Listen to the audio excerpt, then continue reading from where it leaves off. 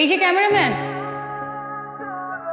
For your kind information, যা ছবি তুলে তাদেরকে ক্যামেরাম্যান বলে না, photographer. And I'm not a photographer. আমার এই ফ্রেন্ডের বিয়েতে আসছিলাম কিছু স্পেশাল মোমেন্ট ধারণ করার জন্য। কিন্তু আমার কেন যদি মনে হচ্ছে আপনার ক্যামেরাতে আমার কিছু ছবি আছে। Sure. আসলে বিয়ে বাড়িতে তো অনেক মানুষ, অনেক মানুষের ভিড়ে একটা দুটো ছবি হয়তো আপনার থাকতে আচ্ছা একটু দেখি, সমস্যা কি? কারো পারমিশন ছাড়া ছবি তোলা প্রাইভেসি ভায়োলেন্স। ওকে, ডিলিট করে দেন। এত সুন্দর করে কপালে টিপ পরলেন, কষ্ট করে চোখে আবার লেন্সও পরলেন, দেখে মনে হচ্ছে পার্লার থেকে সেজে এসেছেন। একজন ফটোগ্রাফার দিয়ে ছবি না তুলে খারাপ দেখান।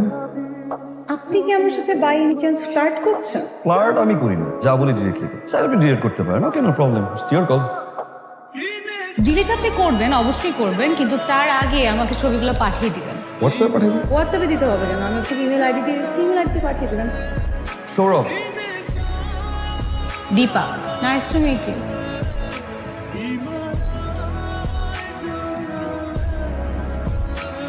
তুমি হেল্প করবে? কি help mister cameraman? Photographer please. যারা ফটোগ্রাফার তারা তো শুধু ছবি তুলেই যায়, নিজের ছবি তো আসলে কেউ তুলে দেয় না, তাই বললাম। পারবেন? আবার আমার আপনার ছবি তুলে দিতে হবে? বাবা, আরেকবার বাবা বলেন তো, ডেফিনেটলি বিয়ে করে যাবে কোনো ছেলে, যে কোনো ছেলে, আই প্রমিস।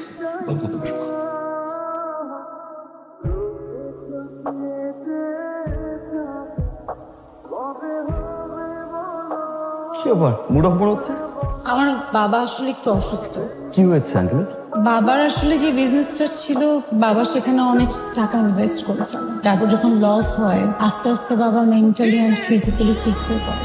এখনো ওই অবস্থায় আছে। সুস্থ হয়ে যাবে বাবা, আই প্রমিস। দোয়া করে দেবেন। সৌরভ নামটা অনেক সুন্দর। সৌরভ নামের অর্থ হচ্ছে ঘ্রাণ, সুন্দর ঘ্রাণ। দীপা নামটাও কিন্তু খারাপ না। দীপা নামের অর্থ হচ্ছে বন্ধুত্ব করা।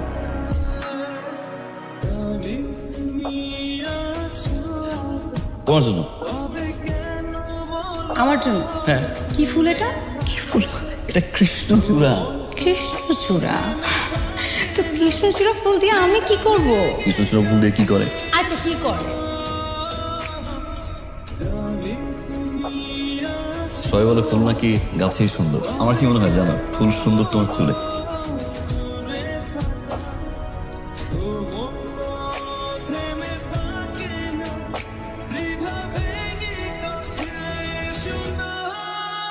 অনেক সুন্দর লাগছে।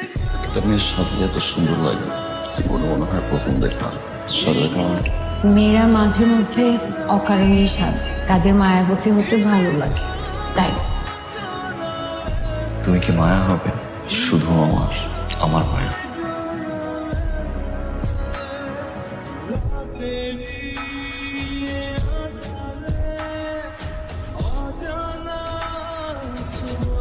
তুমি এখানে কেন? আরে তুমি ফোন দেখতেছো না, টেক্সট রিপ্লাই দিচ্ছ না, তুমি ঠিক আছো? আমি বলছি, আমি ফোনে বলছি, তুমি যাও। আমি তোমার সাথে ফোনে কথা বলছি, যাও। শোনো, আসছে যেহেতু বলো। আমি বলেছিলাম না, বাবা অনেক অসুস্থ। বাবা না হঠাৎ করে অসুস্থ হয়ে পড়ে, বাবাকে হসপিটালেও অ্যাডমিট করতে হয়। আমি আসলে 2 দিন হসপিটালেই ছিলাম। আচ্ছা, তোমার সাথে এখানে কেউ যদি দেখে তাহলে আমার অনেক ঝামেলা হয়ে যাবে। তুমি প্লিজ যাও, আমি তোমার সাথে ফোনে কথা বলবো। তুমি যাও প্লিজ। কালকে নিকল আসো প্লিজ। আমি চেষ্টা করবো।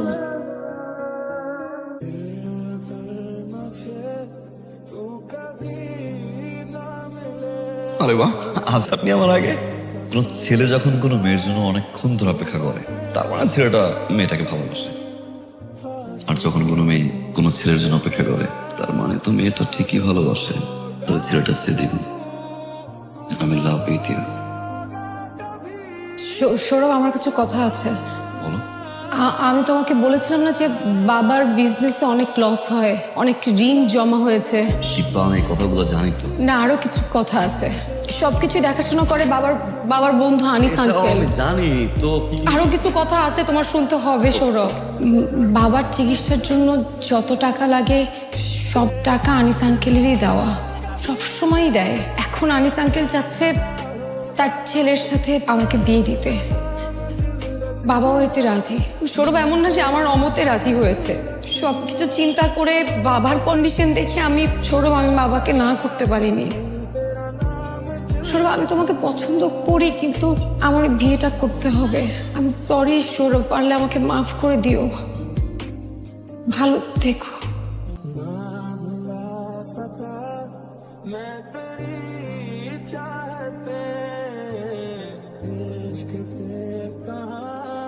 बस किसी का चले हो भी जाए मेरी सांसें